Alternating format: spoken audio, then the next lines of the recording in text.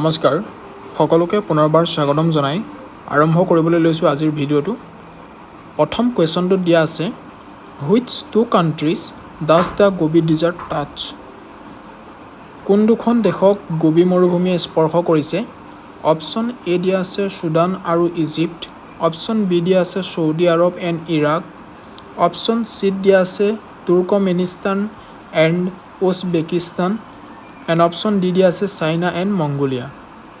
আমি যদি ইয়াৰ ভিতৰত চাবলৈ যাওঁ অপশ্যন ডিটো শুদ্ধ হ'ব, চীন আৰু মংগোলিয়া। চীন আৰু মংগোলিয়াই গোবি মৰুভূমিক স্পৰ্শ কৰিছে। আমি যদি গোবি ডিজাৰ্টৰ ওপৰত যদি চমুকৈ চাবলৈ যাওঁ, গোবি মৰুভূমি হৈছে উত্তৰ চীন আৰু দক্ষিণ মংগোলিয়াত প্ৰায় 13 লাখ বৰ্গ কিলোমিটাৰ বিস্তৃত এক বিশাল ঠাণ্ডা মৰুভূমি। আমি নেক্সট কুৱেশ্যনটোলৈ আহিছোঁ।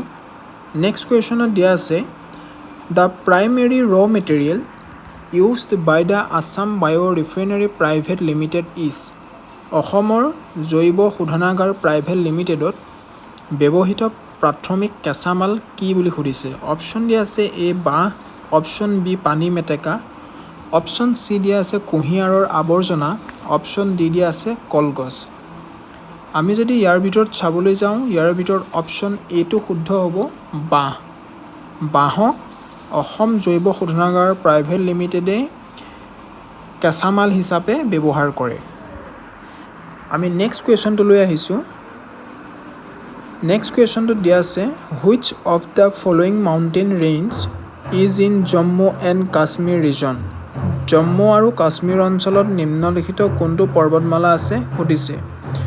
অপশ্যন দিয়া আছে এ দিয়া আছে পীৰ পাঞ্জাল পৰ্বতমালা, অপশ্যন বি সাতপুৰা পৰ্বতমালা, অপশ্যন চি ধৌলাধাৰ পৰ্বতমালা, অপশ্যন ডি মিচিমি পাহাৰ।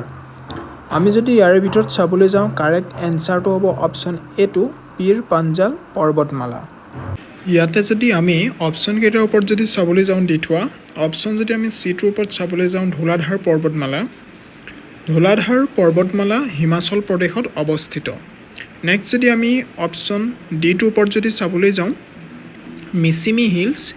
মিচিমি হিলছ অৰুণাচল প্ৰদেশত ভাৰতৰ উত্তৰ পূব প্ৰান্তত অৱস্থিত। আৰু অপশ্যন যদি বিটোৰ ওপৰত যদি চাবলৈ যাওঁ সাতপুৰা ৰেঞ্জ।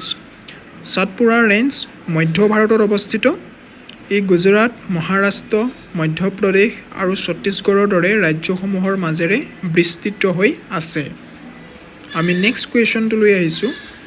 নেক্সট কুৱেশ্যনটোত দিয়া আছে which of the following is an award exclusively for music industry? নিম্নলিখিত কোনটো সংগীত উদ্যোগৰ এক আছুতীয়া বঁটা সুধিছে? অপশ্যন দিয়া আছে option A Oscar, option B Emmy awards, option C golden globe, option D Grammy awards. ইয়াৰ ভিতৰত যদি আমি চাবলৈ যাওঁ ইয়াৰ ভিতৰত কাৰেক্ট এনচাৰটো হ'ব অপশ্যন ডিটো গ্ৰেমি এৱাৰ্ডছ। আমি যদি অপশ্যনত দি থোৱা অপশ্যন এটোৰ ওপৰত যদি চমুকৈ চাবলৈ যাওঁ অস্কাৰ, এইটো চলচ্চিত্ৰ জগতৰ কৃতিত্বৰ বাবে এই বঁটাটো দিয়া হয়। নেক্সট যদি আমি অপশ্যন বিটোৰ ওপৰত যদি চাবলৈ যাওঁ এমি এৱাৰ্ডছ, টেলিভিছন উদ্যোগত উৎকৃষ্টতাৰ বাবে এই এমি এৱাৰ্ডছ বঁটাটো দিয়া হয়। আমি নেক্সট কুৱেশ্যনটোলৈ আহিছোঁ। Who has been honoured with Assam Baibhav in 2024?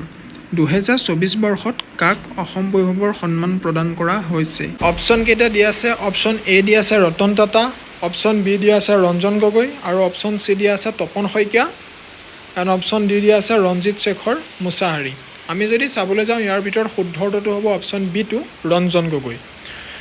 Ranjan গগৈক 2024 বৰ্ষত অসম বৈভৱ সন্মান প্ৰদান কৰা হৈছিল। ৰঞ্জন গগৈ হৈছে প্ৰাক্তন মুখ্য ন্যায়াধীশ chief justice of India. Next যদি আমি অপশ্যন যদি ডিটোৰ ওপৰত যদি চাবলৈ যাওঁ Ranjit Shekhar Mushahary. Ranjit Shekhar Mushahary is an Indian politician who was the governor of Meghalaya, যিজন নেকি তেওঁ IPS অফিচাৰ আছিল। আমি নেক্সট কুৱেশ্যনটোলৈ আহিছোঁ। নেম দ্য মোগল এম্পায়াৰ হুজ army was defected at the battle of Saraighat? শৰাইঘাটৰ যুদ্ধত পৰাজয় বৰণ কৰা মোগল সম্ৰাজ্য কোন আছিল সুধিছে। অপশ্যন ডি আছে ঔৰংজেব, অপশ্যন বি দি আছে শ্বাহজাহান, অপশ্যন চি দি আছে বাবৰ, আৰু অপশ্যন ডি দিয়া আছে হুমায়ুন। ইয়াৰ ভিতৰত যদি আমি চাবলৈ যাওঁ অপশ্যন এটো শুদ্ধ হ'ব Aurangzeb. Aurangzeb is the correct answer. আমি নেক্সট কুৱেশ্যনলৈ আহিছোঁ। নেক্সট কুৱেশ্যনত দি আছে টু হুইচ এম্পিয়াৰৰ was Chanakya the royal adviser. Chanakya কোনগৰাকী সম্ৰাটৰ ৰাজকীয় উপদেষ্টা আছিল সুধিছে। অপশ্যন দি আছে A Samudragupta, option B Ashoka, option C Chandragupta Maurya, option D Skandagupta. ইয়াৰ ভিতৰত অপশ্যন চিটো শুদ্ধ হ'ব চন্দ্ৰগুপ্ত মৌৰ্য। চাণক্য চন্দ্ৰগুপ্ত মৌৰ্য সম্ৰাটৰ ৰাজকীয় উপদেষ্টা আছিল। নেক্সট কুৱেশ্যন দিছে in which sport did Monalisa Barua Mehta and Tridip দ্বাৰা ৰিপ্ৰেজেণ্ট আছাম। কোনবিধ খেলত মনালিছা বৰুৱা মেহতা আৰু ত্ৰিদীপ দ্বাৰাই অসমক প্ৰতিনিধিত্ব কৰিছিল। অপশ্যন দি আছে option A badminton, option B volleyball, option C taekwondo, option D table tennis. ইয়াৰ ভিতৰত অপশ্যন ডিটো কাৰেক্ট হ'ব টেবুল টেনিছ। মনালিছা বৰুৱা মেহতা আৰু ত্ৰিদীপ দ্বাৰাই টেবুল টেনিছত প্ৰতিনিধিত্ব কৰিছিল। নেক্সট কুৱেশ্যন দি আছে কোন দুখন মহাদেশৰ মাজত ভূমধ্য সাগৰ অৱস্থিত। ইয়াৰ ভিতৰত কাৰেক্ট এনচাৰটো হ'ব অপশ্যন বিটো ইউৰোপ আৰু আফ্ৰিকা। আমি একেবাৰে শেষৰ কুৱেশ্যনটোলৈ আহিছোঁ। শেষৰ কুৱেশ্যনটোত দিয়া আছে নিম্নলিখিত কোনটো হৈছে অসমৰ এক তাঁৰযুক্ত বাদ্যযন্ত্ৰ। অপশ্যন দি আছে ডগৰ, অপশ্যন বি দিয়া আছে সুতুলি, অপশ্যন চি দিয়া আছে কালিয়া আৰু অপশ্যন ডি দিয়া আছে টোকাৰী। ইয়াৰ ভিতৰত কাৰেক্ট এনচাৰটো হ'ব অপশ্যন ডিটো টোকাৰী। টোকাৰী হৈছে অসমৰ এক তাঁৰযুক্ত বাদ্যযন্ত্ৰ। গতিকে আজিৰ ভিডিঅ'টোত ইমানখিনি আছিলে। যদি মোৰ ভিডিঅ'টো ভাল লাগিছে লাইক কৰিব, কমেণ্ট কৰিব আৰু ছাবস্ক্ৰাইব কৰিবলৈ নাপাহৰিব। ধন্যবাদ।